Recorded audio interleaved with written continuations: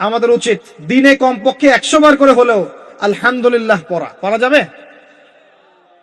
যে কোনো অবস্থাতে আলহামদুলিল্লাহ। আলহামদুলিল্লাহ। ভাই কেমন আছেন? আলহামদুলিল্লাহ। ভাই পরিবার কেমন আছে? আলহামদুলিল্লাহ। ভাই চাকরি কেমন আছে, চলছে কেমন? আলহামদুলিল্লাহ। ব্যবসা কেমন? আলহামদুলিল্লাহ। এটা হচ্ছে সেই বান্দা নিদর্শন যার মনের মধ্যে আল্লাহর প্রতি ভক্তি শ্রদ্ধা আছে, যার মনের মধ্যে আল্লাহর নূর আছে। তার নিদর্শন হচ্ছে সে সব সময় শুকরিয়া আদায় করবে। একটা এক্সাম্পল দিচ্ছি, দেখেন ইব্রাহিম আলাইহিস সালাম ওই থাকতেন, আর এই যে এইখানে মক্কায় তার একজন স্ত্রী হাজারা আলাইহিস সালাম, ওইখানে একজন স্ত্রী সারা আলাইহিস সালাম। মনে আছে ঘটনা? আচ্ছা, তিনি আসলেন বাসায়, দরজায় নক করছেন যে বাসায় কে আছে? দরজার পিছন থেকে বলা হচ্ছে যে আমি।